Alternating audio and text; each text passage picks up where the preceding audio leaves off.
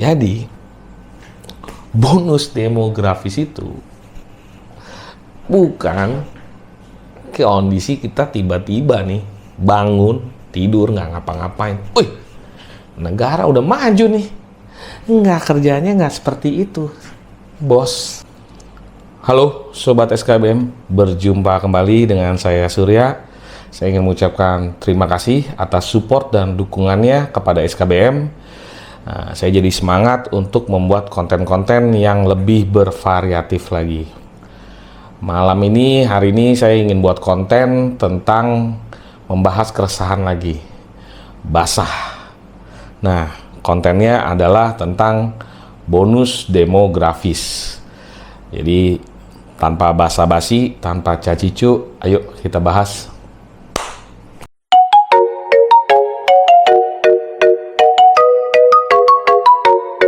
Basah! Ada resah yang selalu membuat gelisah. Oke, lanjut ya. Jadi, beberapa waktu yang lalu, Bapak Wakil Presiden kita, Bapak Gibran, membuat konten tentang bonus demografis.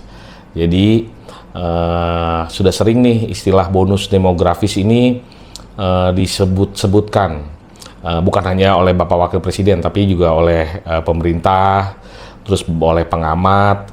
Banyak yang menyebutkan istilah bonus demografis. Saya tidak ingin membahas tentang pro kontranya ya, tapi lebih ingin mendudukkan keresahan saya tentang bonus demografis. Jadi sekali lagi ya, saya membuat konten ini bukan untuk menunjukkan dukungan atau kontra, tidak mendukung atau sebagainya. Jadi ini disclaimer, opini pribadi saya. Sedikit menarik dari kata-katanya Bapak Wakil Presiden kita, yaitu anak muda ini harus siap-siap. Nah, poin saya di anak mudanya ini nih. Anak muda dan usia produktif. Kalau saya mungkin masih produktif lah, masih produktif bos. Saya masih bisa ya produktif, menghasilkan. Nah, menghasilkan apa? Kita bisa debatin. Nah, sekarang gini, kondisi bonus demografis ini dari kata-katanya bonus ya. Saya sih kurang setuju dengan kata-kata bonus. Kalau di dunia kerja, bonus itu adalah ya tambahan lah. Jadi sesuatu yang diberikan.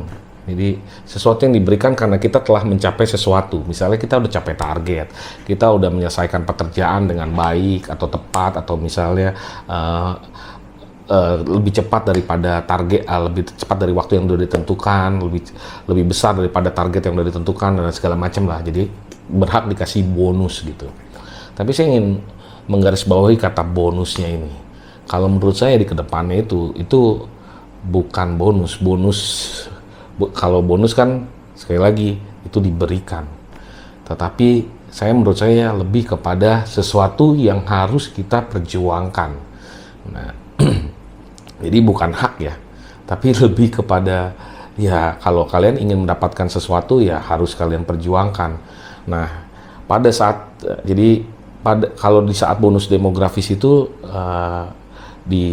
diperkirakan itu akan negara kita akan mengalami pertumbuhan yang pesat. Jadi dua negara yang diklaim sebagai keberhasilan dalam memanfaatkan bonus demografisnya pada saat ini adalah Cina dan India. Oke, kalau India ya kita bahasnya nanti deh. Tapi kita bahas Cina dulu nih. Karena yang Cina ya mungkin sebagian besar dari kita pada tahu nih bahwasannya negara Cina ini berkembang sangat pesat. Sangat pesat sekali. Buat kalian yang mungkin udah mengalami mengalami sekolah di tahun 90-an lah ya. Di tahun 90-an itu, kalau kalian hidup di tahun 90-an tuh kalian tahu berita atau ini. Nah, di sana tuh Cina itu mengalami keruntuhan, yaitu sistem politiknya, yaitu komunisme. Ketika komunismenya tuh runtuh, nah salah satunya juga selain Cina juga itu adalah Uni Soviet. yang sekarang jadi Rusia. Nah, sistem komunisme itu runtuh, jadi pada saat itu kondisinya Cina itu babak belur.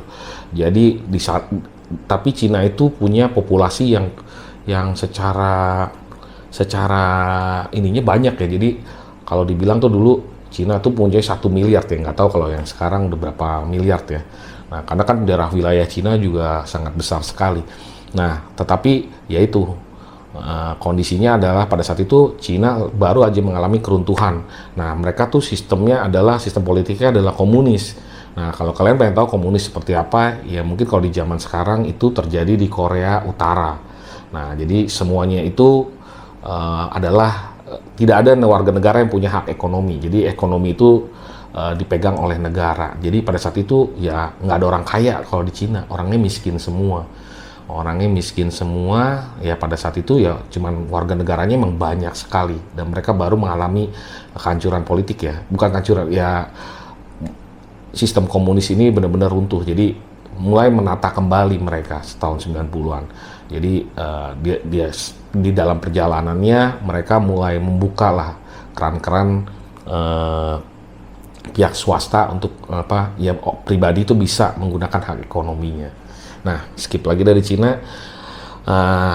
Cina maju lagi langsung maju cepet. Ya pada saat ini Cina sudah dikatakan sebagai suatu negara yang bukan main-main lagi, negara yang benar-benar berpengaruh. Nah, mereka kalau banyak yang bilang nih, kalau mereka tuh kalau yang udah datang lihat ke Cina itu ya seakan-akan tuh Cina tuh bukan hidup di zaman ini, tapi benar-benar Cina hidup di masa depan. Nah, terlepas dari semuanya itu, katanya salah satu faktornya adalah Cina benar-benar bisa memanfaatkan bonus demografis itu. Nah, balik ke Indonesia. Nah, kita berharap bahwasannya Indonesia juga yang ke depan ini akan mengalami bonus demografis, akan mengalami boost pertumbuhan, sehingga kita bisa jadi negara maju. Nah, ya entah seperti Cina atau melampaui Cina, atau di bawahnya Cina nantinya, tapi ya nggak tahu lah bahwasannya itu. Tapi ya bukan suatu hal yang mustahil, karena hitung-hitungannya, statistiknya ya memang Indonesia akan mencapai kondisi bonus demografis itu. Tapi yang tadi saya bilang, bonus itu bukan sebagai sesuatu yang diberikan, tetapi lebih diperjuangkan. Nah, sekarang kita bedah sama-sama. Kita sudah siap atau belum? Saya nggak bilang negara ya. Saya bilang sesama kalian, sama kita aja nih. Kita udah siap belum menyambut bonus demografis? Apa yang kira-kira terjadi ketika bonus demografis itu benar-benar terjadi? Apa sih yang sebenarnya terjadi? Ayo kita bahas. Kita ngomong dari saat ini aja dulu. Kondisi saat ini usia produktif lah. Usia produktif ini saya cek dulu di Google ya. Saya cek dulu di Google apa yang dimaksud dengan usia produktif. Berapa sih sebenarnya usia produktif itu? Oke, kita lihat usia produktif. Oke, usia produktif. Usia produktif adalah tentang usia yang dianggap memiliki kemampuan untuk bekerja dan berkontribusi ekonomi. Umumnya usia antara usia 15 hingga 64 tahun. Oke. Usianya 15 hingga 64 tahun. Kalau kita ngomong di bawah 15, kalau kita ngomong 15 berarti kan sebenarnya ini anak SMP kelas 3 ya. Ya kira-kira lah. Nah, tapi kan mereka masih sekolah ya. Jadi belum bisa menghasilkan, tapi mungkin mau secara produktif sudah produktif tapi belum inian. Nah, tapi kita anggaplah di antara umur 20-an lah ya. Karena lulus SMA ya ada yang melanjutkan kuliah, ada yang tidak melanjutkan kuliah, ada yang langsung masuk ke dunia kerja. Ya udahlah kita anggap umur 20-an lah. Jadi usia produktif itu ya kalian-kalian nih yang nanti sekarang mungkin masih sekolah dasar atau sekolah menengah. Nah, apa kabar kalian? Nah, jangan masalah yang masih di sekolah dasar atau sekolah menengah, yang baru lulus SMA aja lah pada saat ini. Apa kabar kalian? Gimana kalian menghadapi kehidupan? Nah, buat yang kita ngomong secara umum ya, balik lagi. Nah, kita kan kalau golongan ekonomi nih, ada yang ekonomi rendah, ekonomi menengah, ada yang ke atas. Nah, mungkin kalau kita balik ke tarik yang paling banyak, ya mungkin yang menengah ke bawah ya. Kalau menengah ke atas ya mungkin setelah lulus SMA, melanjutkan kuliah, setelah kuliah S1 bisa S2, S3, dan atau jalan-jalan dulu ya, itu sebagian kecil aja yang mempunyai privilege. Nah, kita ngomong secara umum, yang menengah ke bawah, yang mungkin ya tidak bisa melanjutkan kuliah. Nah, bagaimana situasi kalian? Bagaimana kabar yang baru masuk ke angkatan kerja? Gimana yang setelah kalian lulus pendidikan, nah, kalian harus survive menjadi seseorang yang harusnya mandiri. Setiap orang kan mengalami fase-fasenya nih, dari balita, anak-anak, remaja, nah terus menjadi dewasa. Nah, jadi kalau bilang di usia produktif itu kan berarti di antara kisaran remaja dan dewasa. Nah, apa yang membedakan apa yang membedakan antara remaja dan dewasa? Ya, mungkin kalau secara gampangnya ya kalau remaja hidupnya masih diatur oleh orang tua ya dalam hal ini. Tetapi kalau dewasa itu orang yang sudah bisa mandiri hidup sendiri itu tanpa dukungan orang lain. Dalam hal ini orang tua, atau ya tanpa bantuan orang lain lah. Jadi benar-benar mandiri, bisa hidup sendiri lah. Simpelnya seperti itu. Nah, dalam rangka dari remaja ke dewasa ini, bagaimana rasanya? Sudahkah kalian ditampar oleh kehidupan? Nah, inilah yang jadi permasalahannya. Saya cuma ingin mengingatkan, dalam hal ini saya mungkin lebih duluan ya, jadi lebih duluan lahir. Jadi saya cuma ingin mengingatkan gini loh, ada ya, kecuali kalau kalian dari golongan yang menengah ke atas ya, kita ngomong yang dari menengah ke bawah. Hidup itu benar-benar keras, penuh perjuangan. Nah, jangan sampai kalian menyesali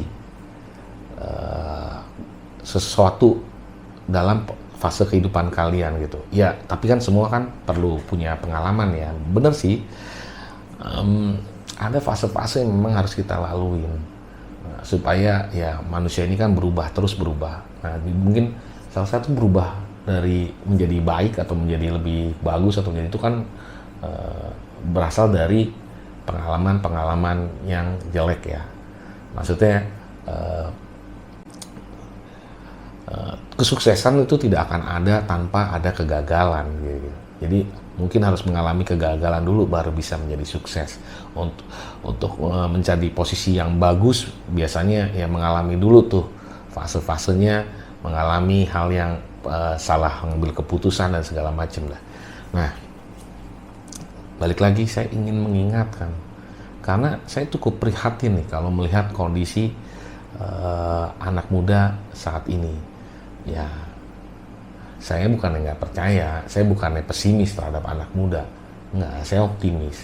Cuman tetap ada kewajiban untuk mengingatkan kan, nah, supaya ya mudah-mudahan semua tersadar. Ini lebih kepada wake up call lah, wake up call bahwasannya apa yang terjadi kalau kalian terlena saat ini, dan ketika pada saat bonus demografis itu terjadi, nah kalian ada di posisi mana?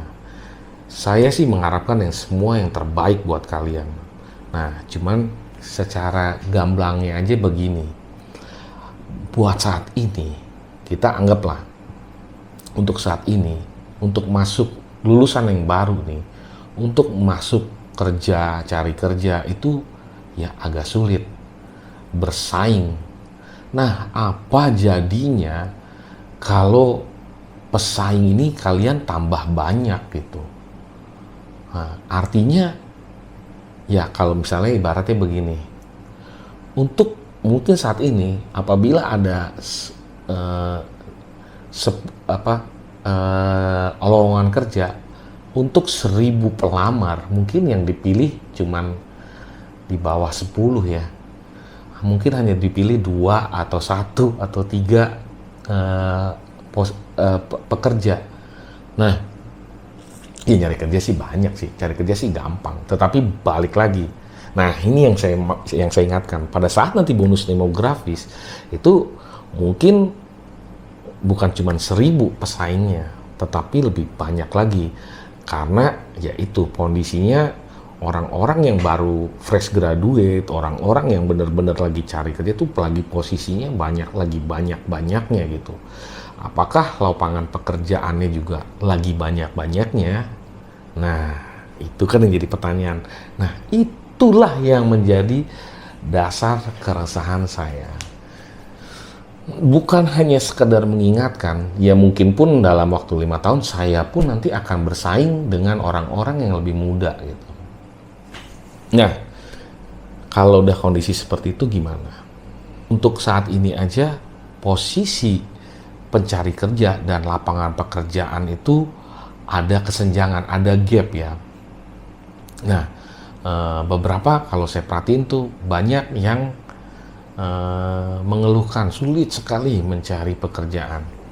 Ya, kalau ada yang sulit mencari pekerjaan, ada juga yang fokus menganggur, ada juga yang lagi mencoba mencari kenalan orang dalam dan lain sebagainya. Tetapi pada saat ini aja posisi lapangan pekerjaan dan banyaknya para pencari kerja ini udah jadi PR.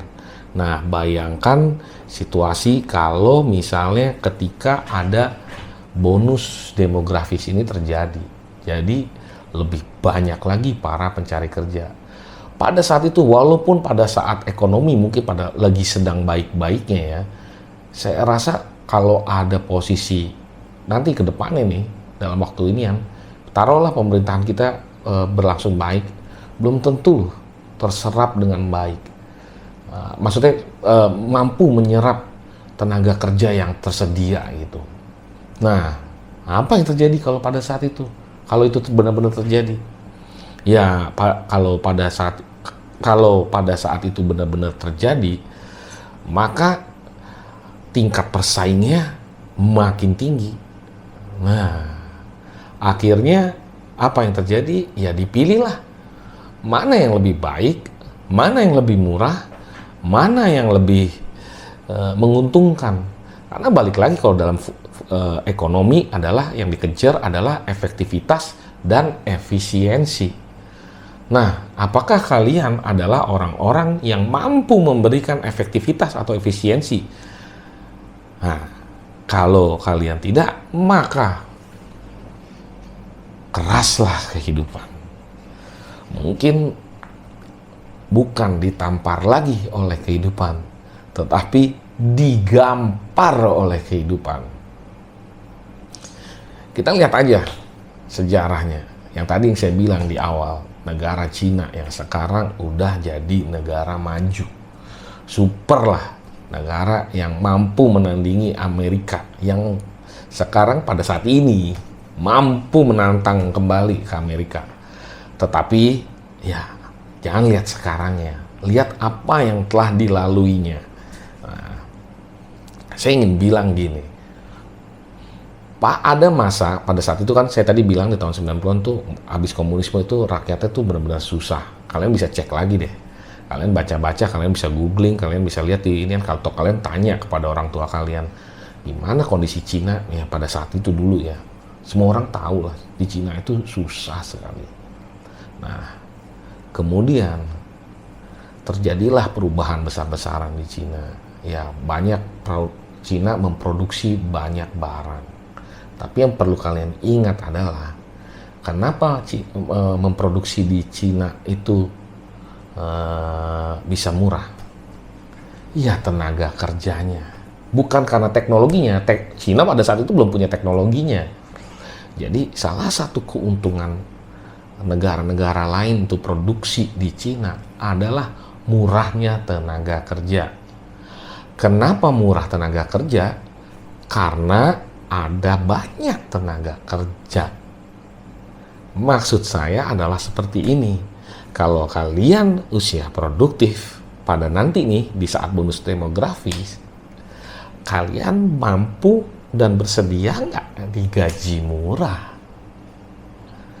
Kalau kalian nggak punya skill, kalian nggak punya ilmu, nggak punya sesuatu yang membedakan, kalian akan tergabung dalam tenaga kerja murah itu tadi.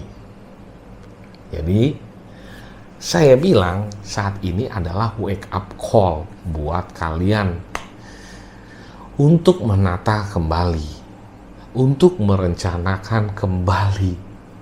Nah, gini maksudnya, ya tadi saya bilang hidup itu adalah kalian sendiri yang perjuangin. Orang tua mungkin akan membantu, teman saudara mungkin akan mengingatkan, tapi balik lagi kalian juga yang menjalani dan kalian juga yang menentukan dan kalian juga yang akan menjalani. Kalau kalian nggak kerja keras saat ini, nah kalian akan merasakan kerasnya kerja di nanti. Nah, bonus demografis itu bagaikan bagaikan pedang, ya. Jadi bagaikan pedang bermata dua. Jadi bisa memboost pertumbuhan, tetapi juga bukan bonus seperti yang tadi di awal saya bilang, bukan bonus yang diberikan secara cuma-cuma. Perlu ada perjuangan. Nah, perjuangan dalam hal ini, dalam hal ekonomi, artinya akan ada persaingan yang benar-benar ketat. Nah, kalau kalian mempersiapkan diri dengan baik-baik, dengan tepat, nah, mungkin kalian tidak akan merasakan kerasnya kerja. Nah, gimana caranya? Itulah yang perlu kalian persiapkan. Bukan kalian aja, saya juga perlu persiapkan. Nah, inilah yang menjadi dasar keresahan saya. Kalau saya terus terang bersaing dengan anak-anak muda, ya kalah. Kalau dari segi tenaga ya, yang saya dapat apa menang? Yang saya menang mungkin pengalaman, mungkin ya ada punya sedikit modal. Nah, tetapi kalau menurut saya bagi anak muda ini, mereka punya ya satu, tenaga yang besar, energi yang besar, vibe yang besar. Terus yang kedua adalah mereka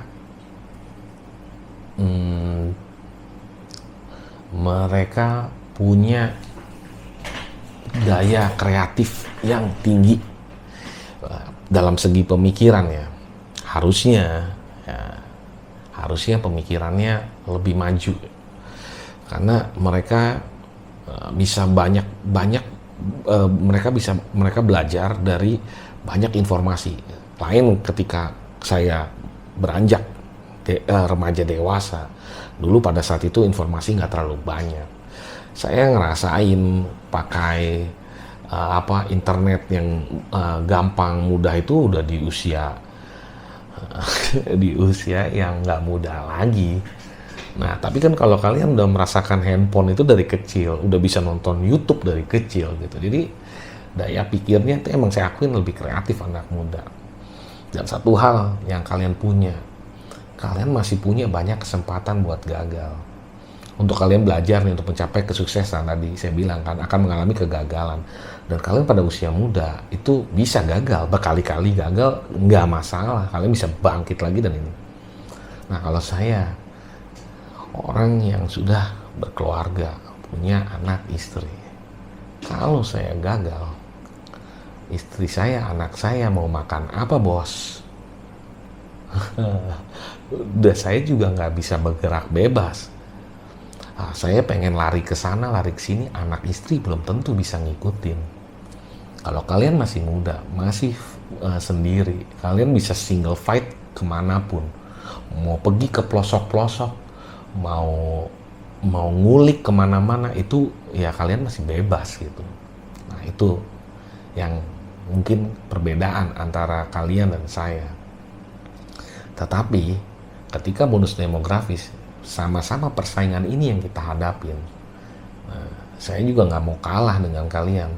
Saya akan berjuang mati-matian, kerja keras, supaya pada saat nanti itu terjadi, saya tidak mengalami kerasnya kerja. Saya tidak ditampar lagi oleh kehidupan. Gitu. Nah, bagaimana kita, ya balik lagi, saya selalu bilang, di mana ada kesusahan, kesempitan, pasti ada kesempatan. Nah, gimana cara ngakalinnya itu? Ya kita harus benar-benar siap. Nah, kita perlu membekali diri kita dengan pengetahuan, dengan skill yang mungkin ya tidak dimiliki oleh orang umum pada dasarnya. Yang punya sesuatu, yang punya nilai jual. Nah, itu apa? Ya. Dengan segala kelebihan itu, nah kalau buat yang muda ya, sekali lagi ini tujuan buat anak muda lagi lah. Ya, kalian masih muda.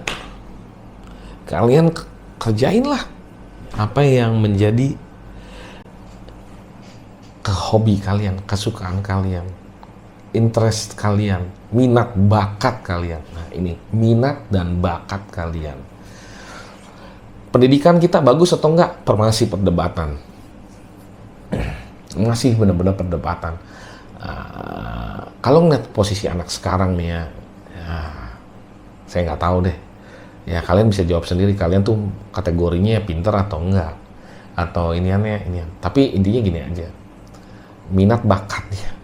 Nah ini karena pendidikan nanti ya banyak. Kalau pada saat ini yang lulusan SMA banyak, lulusan S1 banyak, S2 banyak, S1 nganggur banyak, SMA nganggur banyak, lulusan SMP juga masih ada. Bagaimana itu bisa bersaing untuk memperebutkan suatu pekerjaan? Ya, tempur-tempuran itu nanti. Nah, yang nggak dapat kebagian slot kerja gimana? Pilihan lagi. Fokus nganggur atau fokus cari kerja. Nah, ada jalan alternatif, yaitu mengembangkan minat dan bakat. Minat bakat kalian apa? Nah, saya bilang kalau misalnya skill, ya pasti yang pertama kalau bisa dapat ilmu lah. Ilmunya punya kalian lah. Kalau nggak ada kalian, ya balik lagi, wah saya bingung nih, saya nggak punya kalian nih. Saya juga biasa-biasa aja ilmunya, nggak pinter-pinter banget. Ya mungkin kalian harus kembangin minat bakat. Buat yang suka olahraga, mau jadi atlet, ya fokus jadi atlet dari usia dini. Buat kalian yang suka musik, ya pastikan kalian ahli di bidang musik. Ini kan. Buat kalian yang suka banyak kok hal yang bisanya dari minat dan bakat itu bisa diniat. Apalagi zaman sekarang sosial media, dunia digital itu uangnya malah justru banyak di sana. Nah, buat ada ruang buat minat bakat. Banyak orang yang sukses hanya dari minat bakat yang benar-benar diasah gitu. Nah, itulah yang perlu kalian persiapkan benar-benar saat ini. Saya ada pepatah, saya nggak tahu deh nih siapa yang cuman intinya seperti gini. Orang bodoh akan kalah sama orang pintar. Nah, orang pintar akan kalah sama orang hoki. Nah, orang yang hoki ini maksudnya orang yang beruntung. Nah, orang hoki itu kalah sama orang yang tekun. Nah, kalian di mana? Kita bahas ya. Ya orang bodoh pasti kalah lah sama orang pintar. Ya kan? Ya orang pintar ini bakal bodoh-bodohin yang orang bodoh ini. Orang bodoh yang gampang diatur-atur pasti ya kalah sama orang pintar. Nah, orang yang pintar ini kalah. Saya udah pinter, ini kalah sama orang yang bisa memanfaatkan kesempatan. Orang hoki, orang yang beruntung, orang yang bisa memanfaatkan situasi. Ya, berarti kan kalah ya. Pintaran itu bisa kalah sama orang tekun. Sama orang hoki. Nah, orang hoki itu kan namanya keberuntungan, pasti ada habisnya. Kalah sama orang yang tekun. Orang yang benar-benar konsisten. Nah, balik lagi ke tadi yang minat bakat. Kalau kalian nggak punya ilmu, nggak punya keahlian, nggak punya skill, ya minimal minat bakat itu kalian tekunin. Dan ketika kalian tekunin, ya ada suatu ini manfaatkan. Ya memang untuk itu perlu ada kepintaran juga sih untuk bisa ini. Perlu ada kombinasi ke semuanya. Kadang kita harus belaga kayak jadi orang bodoh, kita jadi orang dablek aja. Kadang kita juga harus jadi orang yang pintar. Artinya bisa cepat beradaptasi dengan segala kondisi yang diberikan.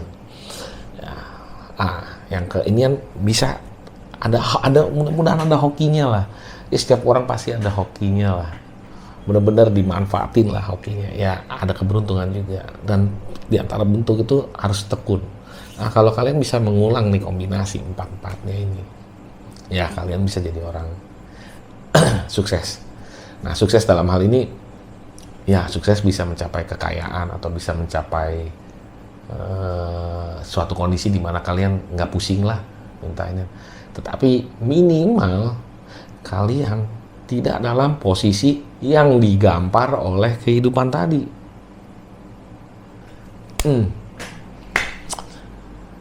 Itu yang bikin resah, gelisah.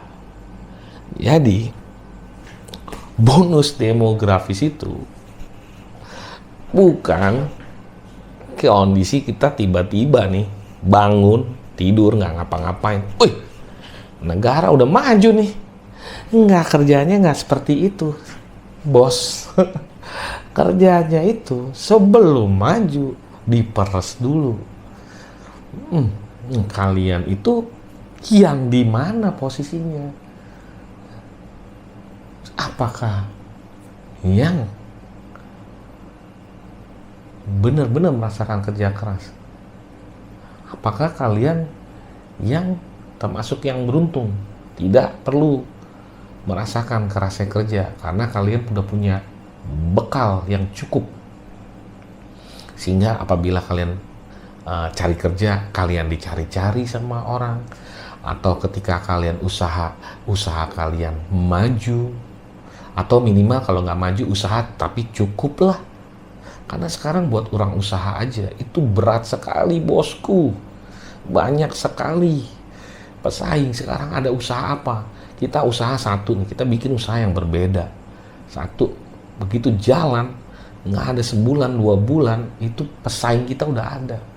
Sekarang dengan era informasi yang serba cepat begini, ya amati, tiru, ATM ya, modifikasi itu udah sering terjadi, udah banyak terjadi. Jadi kita tuh, ya usaha tuh susah, ya ribet. Kalau dulu nih, situasinya nih, waktu di zaman saya, itu lebih banyak orang kerja. Ketika orang mau usaha aja diketawain. Diketawain karena gini, kita beranggapan tuh orang yang usaha itu adalah orang yang sudah nggak bisa lagi kerja gitu. Jadi usaha tuh dianggap susah, walaupun kenyataannya usaha tuh nggak sesulit itu. Tapi boleh tanyalah pada saat usia orang tua kalian, di kakek neneknya gitu, mereka berharap tuh anaknya bisa masuk ke suatu kantor, suatu perusahaan, bekerja. Sukses itu bekerja, pakai seragam, kerja di perusahaan, berangkat pagi pulang malam, perut gendut. Nah itulah sukses. Nah kalau orang usaha tuh berat kayaknya. Nah, sampai suatu titik nih sekarang banyak sekali orang yang udah berhenti kerja, usaha. Kadang ada yang dari awal emang pengen usaha. Pengusaha ini banyak, Indonesia tuh banyak pengusaha. Saking banyak pengusahanya, yang usaha itu sudah susah buat dapat konsumen. Kuenya satu, yang berebut banyak. Pusing, bos. Pusing kalau orang usaha. Nah, kalau nanti tuh di saat pada saat bonus demografi, kerjaan susah, usaha juga susah. Nah, gimana? Itu gimana? Apa yang terjadi? Itulah yang jadi keresahan. Bukan yang tadi saya bilang tiba-tiba bangun negara udah maju, kita udah tinggal ngikutin seperti negara-negara. Enggak, bos. Saya berani jamin 100%. Nanti akan ada masa seperti yang tadi saya ceritain. Cina sebelum maju itu benar-benar orang kerja keras, orang benar-benar ngirit. Sekarang gini aja dah. Kita lihat negara maju. Misalnya Jepang lah, negara maju. Ya sama lah, seperti negara yang dimana kayaknya hidup bukan di masa saat ini, tapi udah kayak hidup di masa yang akan datang. Sebelum jadi negara maju, pastikan jadi negara berkembang dulu lah, nggak langsung ujuk-ujuk langsung negara maju lah. Nah, kalian tahu nggak apa yang terjadi di negara-negara maju? Atau seperti misalnya di negara-negara di Eropa lah, Eropa juga termasuk negara-negara maju. Apa yang terjadi? Apa yang terjadi yaitu biaya hidup itu mahal. Biaya hidup itu mahal. Nah, kenapa bisa mahal? Kenapa di negara maju malah bisa mahal? Bahkan di negara maju aja sampai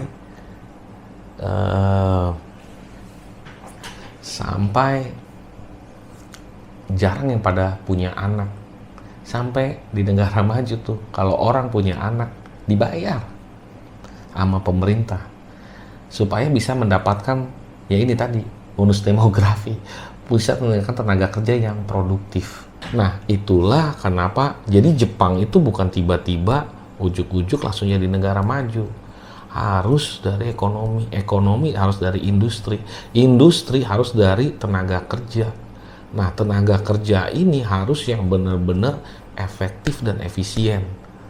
Bisa menciptakan produk yang berkualitas. Harus bisa menciptakan efisiensi dengan biaya serendah. Karena balik lagi, ini adalah suatu industri di mana akan mengeruk keuntungan. Siapa yang punya keuntungan? Ya itulah yang jadi kalian pikirkan. Apakah kalian akan jadi pekerja yang memberikan keuntungan atau akan menjadi yang menerima keuntungan? Cina pada saat sebelum ini ya, sebelum jadi negara maju, pada saat waktu dari negara miskin itu, mulai mereka getol, mereka buat industri. Nah, industri benar-benar dari industri yang berteknologi rendah dulu. Jadi makanya dulu kalau ini ya mungkin nggak lama lah, dalam kurun waktu 10 tahun, mungkin yang 10 tahun ke belakang kalian tahu lah barang-barang Cina tuh kualitasnya busuk semua. Baru dipakai sekali udah rusak, tapi mereka bisa produksi. Mereka bisa produksi dengan biaya yang sangat murah. Nah, punya untung mereka modernisasiin lah. Jadi modernisasiin industrinya. Kalau sekarang industri teknologi rendah di Cina udah nggak dilihat. Mereka lebih fokus ke teknologi tinggi itu. Nah, tetapi yang lainnya ini adalah waktu awalnya di Cina itu sama-sama orang tuh semua susah karena kan dari komunis. Jadi ya semua sama, nggak ada yang kaya, nggak ada yang miskin. Begitu komunis runtuh, maju deh tuh bergeraklah mereka dengan segala iniannya, dengan perjuangan mereka. Nah, timbullah orang kaya baru, OKB. Nah, orang kaya baru. Nah, ada yang miskin, ada yang kaya. Nah, kesenjangan itu bisa nih. Nah, akhirnya karena ada ya itu tadi yang saya bilang, dari teknologi rendah untung, akhirnya mereka modernisasi dan ini terus naik beriringan gitu. Bukan yang ya itulah. Tapi maksud saya ya kita nggak tahu nanti di Indonesia apakah akan beriringan, apakah akan ada kesenjangan. Nah, tapi itu bukan pikiran kita. Balik lagi, hidup takdir hidup nasib ya kalian tentukan sendiri. Tetapi percayalah apa kata saya, itu bukan buat orang yang tidak punya skill, tidak punya ilmu, males-malesan. Itu hidup yang susah. Kalau kalian hidup di zaman itu, kalian tidak punya skill, tidak punya ilmu, tidak punya advantage apapun ya, kalian hidup di zaman yang salah. Yang survive pun nanti ya begitu jadi kita ini akan jadi negara maju, ya kita lihat aja negara maju. Mostly biaya hidup mahal. Ini yang ya bagaimana? Ya itulah yang jadi keresahan. Saya udah berumur, udah sering ditampar kehidupan. Tapi pada saat itu, pada nanti ke depan, saya digampar kehidupan, digampar ya. Aduh, saya nggak tahu, saya masih sanggup bangkit atau enggak. Tapi optimisme tetap harus ada. Optimisme harus ada. Kita masih punya waktu. Nah, dan waktunya ini, ya, gimana ya? Ya, kita punya waktu 5 tahun. 5 tahun itu waktu yang pendek atau waktu yang cukup atau waktu yang panjang. Nah, kita nggak tahu.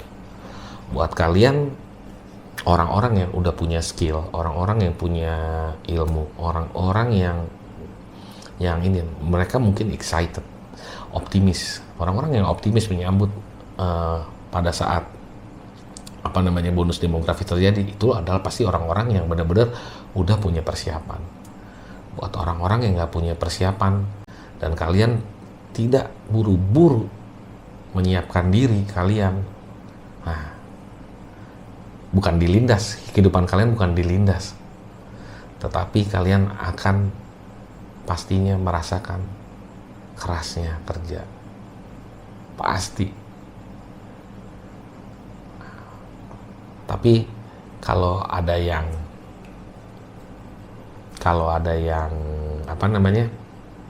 punya pendapat lain, boleh kalian komen-komen. Bagaimana kita mempersiapkan ketika bonus demografis itu terjadi? Atau kalau misalnya saya salah insight, ya boleh juga kalian komen-komen. Balik lagi, konten ini konten keresahan. Saya tidak pernah memberikan suatu solusi, namanya keresahan. Jadi saya tidak ada solusi dan tidak ada solusi. Solusinya adalah yuk kita sama-sama mempersiapkan diri. Saya mengingatkan, saya memberikan wake up call buat kalian-kalian yang masih muda ataupun yang seumuran ataupun yang kalian sekarang lagi di tengah-tengah atau ini ya, karena kedepannya itu akan akan lebih challenging, akan lebih menantang ya. Buat kalian yang punya persiapan ya mungkin aman, tetapi yaitu buat yang belum ada persiapan ya, ini wake up call lagi, karena ya itu jangan sampai kita merasakan kerasnya kerja dan digampar oleh kehidupan. Sekian dari saya. Terima kasih. Ciao.